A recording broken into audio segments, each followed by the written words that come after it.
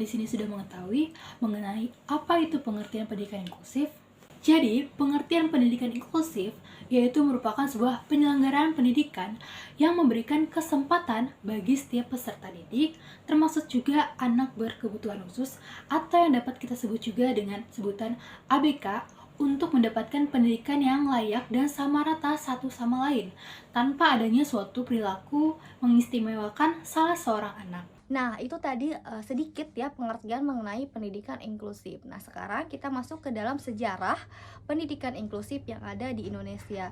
Nah, membahas mengenai sejarah pendidikan inklusif yang ada di Indonesia. Nah, jauh sebelum di Indonesia sendiri, di negara-negara bagian Eropa maupun Amerika ini sudah adanya pendidikan inklusif. Nah, menurut Indra Murni dan juga Rahmiati dalam bukunya menjelaskan bahwa awalnya pendidikan inklusif ini ada di negara Skandinavia seperti negara Denmark, Norwegia, dan juga Swedia.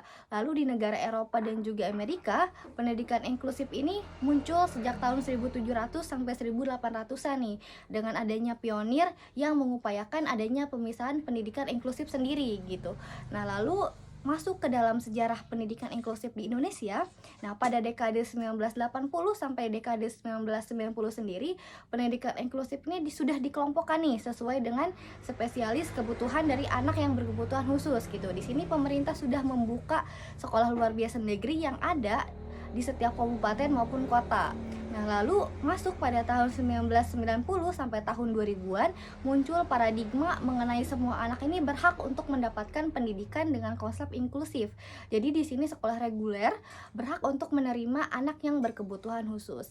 Nah, masuk pada Agustus 2004 ini munculnya deklarasi Bandung yang mengikrarkan bahwa Indonesia di sini menuju inklusif. Nah, pada tahun sebelumnya yaitu pada tahun 2003 pun sudah dibahas nih dalam Undang-Undang Nomor 20 tahun 2003 tentang sistem pendidikan nasional. Jadi di situ sudah muncul nih bahwa anak-anak atau sekolah inklusif pun itu harus diadakan di Indonesia begitu.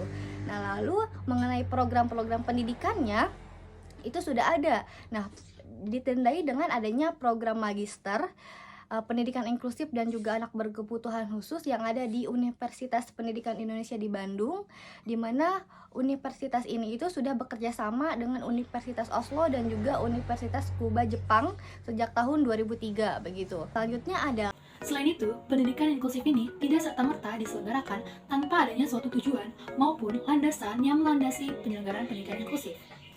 Lalu, kira-kira apa saja ya yang menjadi landasan penyelenggaraan pendidikan inklusif? Landasan penyelenggaraan pendidikan inklusif terdiri dari 3 landasan.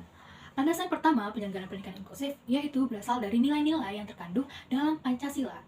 Salah satu nilai tersebut diwujudkan dengan adanya sikap saling menghargai setiap manusia, termasuk juga peserta didik, sebagai makhluk ciptaan Tuhan Yang Maha Esa dan juga sebagai makhluk sosial.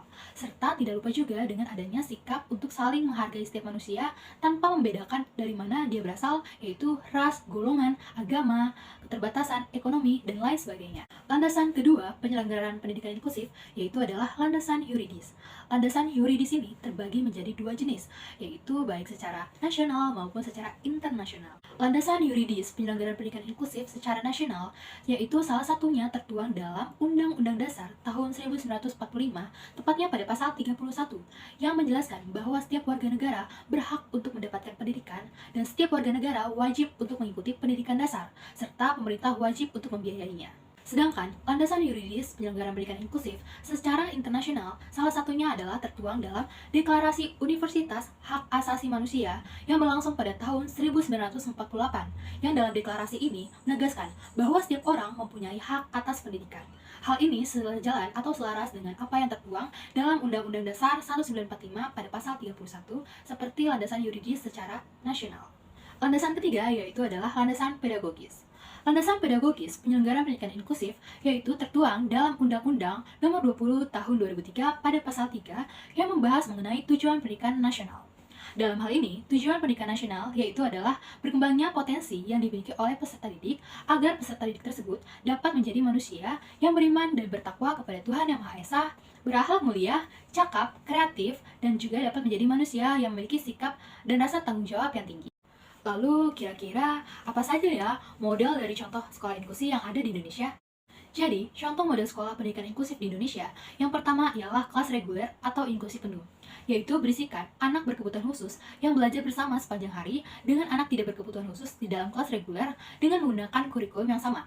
Yang kedua adalah kelas reguler dengan klaster, yaitu berisikan anak berkebutuhan khusus yang belajar bersama anak tidak berkebutuhan khusus di kelas reguler dalam suatu kelompok khusus. Contoh ketiga adalah kelas reguler dengan klaster dan pull-out, yaitu berisikan anak berkebutuhan khusus yang belajar bersama anak tidak berkebutuhan khusus di kelas reguler dalam kelompok khusus, dan dalam sewaktu-waktu tertentu, mereka dapat ditarik dari kelas reguler ke kelas lain untuk belajar bersama dengan guru pembimbing khusus. Contoh keempat adalah kelas khusus dengan berbagai pengintegrasian, yaitu adalah anak berkebutuhan khusus yang belajar di dalam kelas khusus pada sekolah reguler, namun dalam bidang-bidang tertentu, mereka dapat belajar bersama dengan anak tidak berkebutuhan khusus di kelas reguler. Contoh kelima yaitu adalah kelas khusus penuh, yaitu berisikan anak berkebutuhan khusus yang belajar di dalam kelas khusus pada sekolah reguler. Selanjutnya adalah mengenai jenis-jenis pendidikan atau sekolah luar biasa yang ada di Indonesia gitu. Jadi di sini jenis-jenis sekolah luar biasa. Nah, dikelompokkan menjadi 6 kelompok nih. Ada sekolah luar biasa A, B, C, D, E sampai dengan juga sekolah luar biasa G. Di sini jenis sekolah luar biasa A. Ada sekolah luar biasa A yaitu sekolah biasa khusus penyandang tunanetra, yaitu anak-anak yang mempunyai hambatan dalam penglihatan begitu ya. Biasanya dalam sekolah ini diajarkan untuk membaca huruf braille ya yang timbul seperti itu. Nah, huruf-huruf itu biasanya memudahkan mereka untuk membaca dan juga untuk menulis. Lalu ada sekolah luar biasa B atau SLBB ya.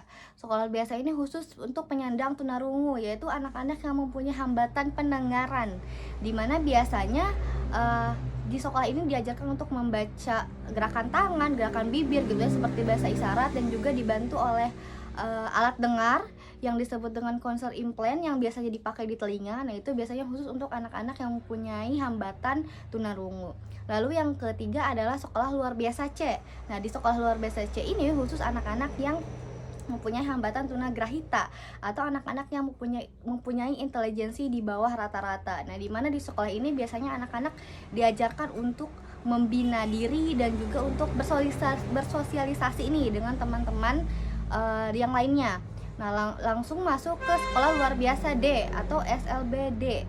Nah, di sini sekolah luar biasa D ini khusus anak yang mempunyai hambatan tunadaksa atau kekurangan anggota-anggota tubuhnya. Nah, di mana di sini di dalam sekolahnya biasanya diajarkan untuk mengembangkan potensi anak, melatih anak untuk mandiri dan juga produktif.